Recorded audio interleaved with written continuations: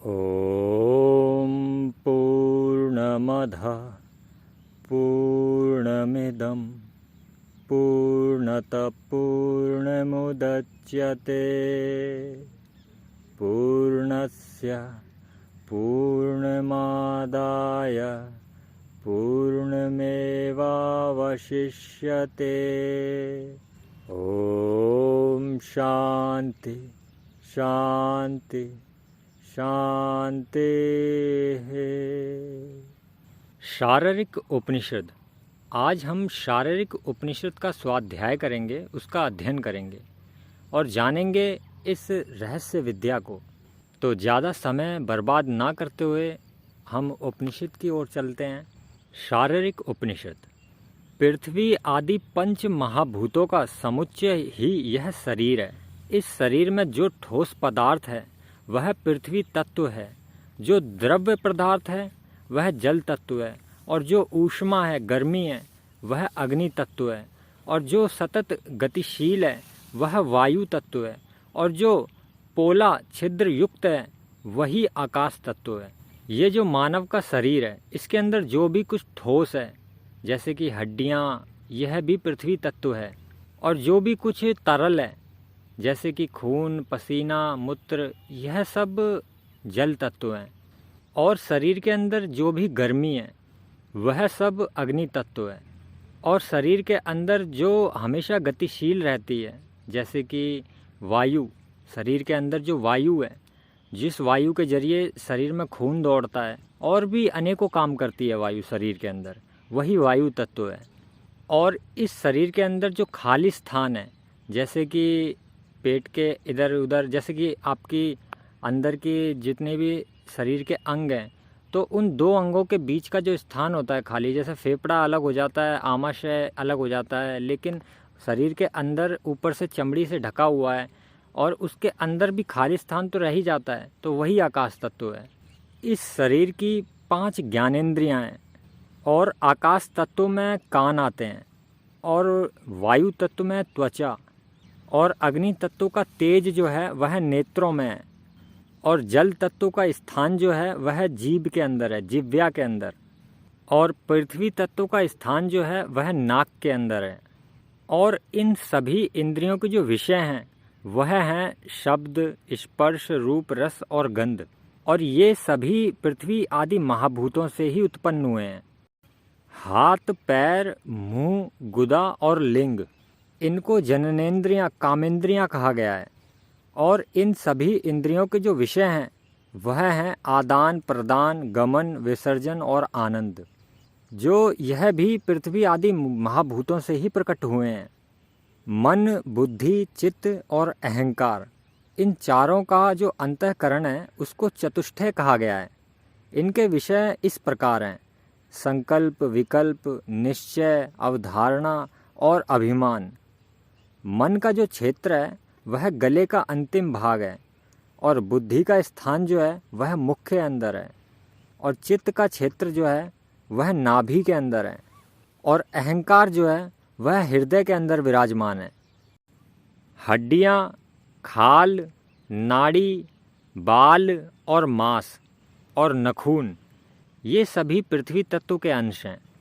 और मूत्र, कफ, रक्त, शुक्र यानी कि वीर्य तथा श्वेत, पसीना, यह सब जल तत्व के अंश हैं। और भूख, प्यास, आलस्य, मोह और मैथुन करने की इच्छा, संभोग करने की इच्छा, यह सब अग्नि तत्व के अंश हैं। और फैलाना, दौड़ना, गति करना, चलना, उड़ना, पलकों को झपकना, यह सारे जो हैं वह वायु तत्व के अंश हैं। और काम, क्रोध, लोभ, मोह और डर, यह सब जो हैं वह आकाश तत्व के अंश हैं।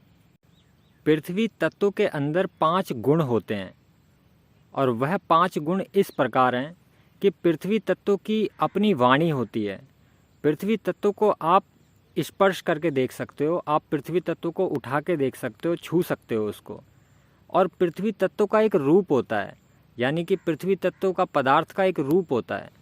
और पृथ्वी तत्व के अंदर रस भी होता है, और पृथ्वी तत्व के अंदर गंध भी होती है, उसकी स्मेल, गंध भी होती है। ये सभी पांचों तत्व जो हैं वह पृथ्वी तत्व के गुण हैं। पृथ्वी तत्व को जो है छूकर देखा जा सकता है। पृथ्वी तत्व की अपनी एक वाणी है, उसका एक रूप है, उसके अंदर रस है और उसके अंदर गंध भी है। लेकिन जल तत्व में केवल 4 ही गुण पाए जाते हैं, और वो 4 गुण हैं स्पर्श, शब्द, रस और रूप। यानी कि जल तत्व को आप छूकर देख सकते हो, उसको हाथ में लिया जा सकता है, और जल तत्व की एक अपनी वाणी भी है, और जल तत्व का एक रूप भी है क्योंकि उसको देखा जा सकता है, और जल तत्व में रस ही रस है। अब अग्नि तत्व जो है उसके तो मात्र 3 ही गुण बताए गए हैं। अग्नि तत्व के जो 3 गुण हैं वह इस प्रकार हैं। अग्नि तत्व को छूकर देखा जा सकता है, उसका स्पर्श है। अग्नि तत्व की एक वाणी भी है। आपने देखा होगा जब अग्नि जब जलती है तो उसके अंदर से एक आवाज़ सी उत्पन्न होती है, तो अग्नि तत्व की अपनी एक वाणी भी है, और अग्नि तत्व का एक रूप भी है। अग्नि तत्व जब आग जलती है तो वह प्रकट होती है, उसको देखा जा सकता है, उसका एक रूप है। तो अग्नि तत्व के ये सिर्फ 3 ही गुण हैं, जिसमें कि वाणी, स्पर्श और रूप, ये 3 गुण जो हैं वह अग्नि तत्व के हैं। अब बात करते हैं वायु तत्व की। वायु तत्व के तो केवल 2 ही गुण हैं। वायु तत्व की आवाज़ है, उसकी एक वाणी है, और वायु तत्व को छूकर देखा जा सकता है, उसको स्पर्श किया जा सकता है। लेकिन वायु तत्व का कोई रूप नहीं है। वायु तत्व को केवल छू के महसूस किया जा सकता है, या फिर वायु की आवाज़ सुनी जा सकती है, लेकिन वायु तत्व का कोई रूप नहीं है, उसको देखा नहीं जा सकता। इसलिए वायु तत्व के केवल 2 ही गुण हैं। लेकिन आकाश तत्व का तो मात्र 1 ही गुण बताया गया है, और उसको शब्द बताया गया है, वाणी बताया गया है। आकाश तत्व का केवल 1 ही गुण है। ना तो आकाश तत्व का कोई स्वरूप है, रूप है, और ना ही आकाश तत्व में रस है, और ना ही आकाश तत्व में गंध है। आकाश तत्व में केवल शब्द ही शब्द है, इसलिए आकाश तत्व का 1 ही गुण है। मनुष्य के शरीर के अंदर 3 गुण जो होते हैं वह विद्यमान होते हैं, मौजूद होते हैं, जो कि पहला है सत्व गुण, और दूसरा है रजस गुण, और तीसरा है तमस गुण। इन 3 लक्षणों से युक्त ये 3 गुण कहे गए हैं। अब हम सत्व गुण वाले इंसान की, मनुष्य की चर्चा करते हैं कि वह कैसा होता है। जो मनुष्य सत्व गुण का होता है वह किसी से भी लड़ाई झगड़ा नहीं करता, वह अहिंसा के रास्ते पे चलता है। और सत्व गुण का व्यक्ति कभी भी किसी से झूठ नहीं बोलता, वह हमेशा नित्य सत्य ही बोलता है। और सत्व गुण का व्यक्ति जो भी होता है वो कभी भी किसी की चोरी नहीं करता, वह हमेशा ब्रह्मचर्य का पालन करता है, और जो उसके गुरु कहते हैं, जो उनके गुरु का आदेश होता है, वह उसका भी पालन करता है। जब भी उसको संभोग करने की इच्छा होती है तो वह केवल अपनी ही स्त्री के साथ में उस इच्छा को पूरी करता है। सत्व गुण वाला मनुष्य जो होता है वह कभी भी क्रोध नहीं करता, गुस्सा नहीं करता, और हमेशा वह अपने गुरु की सेवा में लगा रहता है। सत्व गुण वाले मनुष्य का मन जो है वह एकदम पवित्र रहता है। सत्व गुण वाले मनुष्य के पास में जितना कुछ भी होता है वह उसमें ही संतुष्ट रहता है, उसमें ही संतोष करता है। वह ज़्यादा की अभिलाषा नहीं रखता, और वह एकदम सरल होता है, एकदम सरलता के साथ जीता है, और उसके अंदर अहंकार का भाव बिल्कुल भी नहीं होता, और ना ही वह लालच करता है। किसी की भी कितनी से भी कितनी मूल्यवान वस्तु पड़ी हो, वह उसका कभी भी लालच नहीं करता। सत्व गुण का मनुष्य ईश्वर की सत्ता को मानता है, और किसी से भी हिंसा नहीं करता, लड़ाई झगड़े इन सब चीज़ों से वो हमेशा दूर रहता है। तो जिस भी मनुष्य में ये सभी गुण पाए जाते हैं, ऐसे मनुष्यों को सात्विक स्वभाव वाला कहा गया है। जो मनुष्य ऐसा सोचता है कि मैं ही करता हूँ और मैं ही भोगता हूँ, मैं ही कुआं खोदता हूँ और मैं ही पानी पीता हूँ, जिस दिन मैं कुआं ना खोदूँ उस दिन तो मैं प्यासा ही रह जाऊँगा, मैं ही करने वाला हूँ और कोई भी करने वाला नहीं है। अगर मैं एक दिन कुछ ना करूँ तो कोई करके नहीं चला जाएगा मेरे लिए, इसलिए मुझे स्वयं ही करना पड़ता है। मैं ही करता हूँ और मैं ही भोगता हूँ।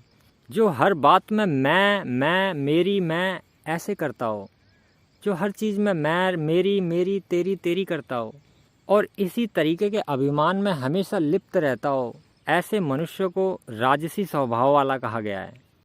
निंद्रा, आलस्य, मोह, आसक्ति, मैथुन और चोरी के काम, मतलब कहने का है कि जितने भी गलत काम होते हैं जो वह सब करता हो, ऐसे मनुष्य को तमस गुण का कहा गया है।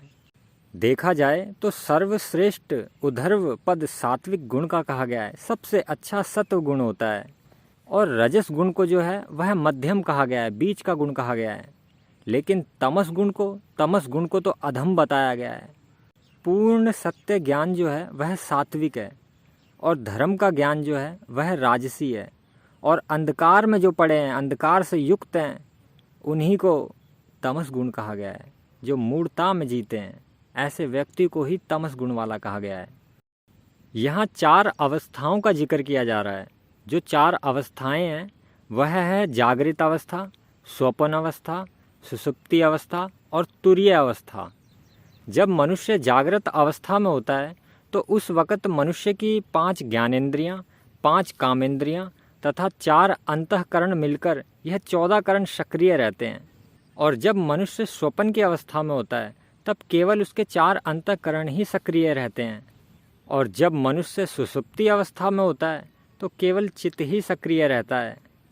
और तुरीय अवस्था में तो केवल जीव आत्मा ही रह जाता है।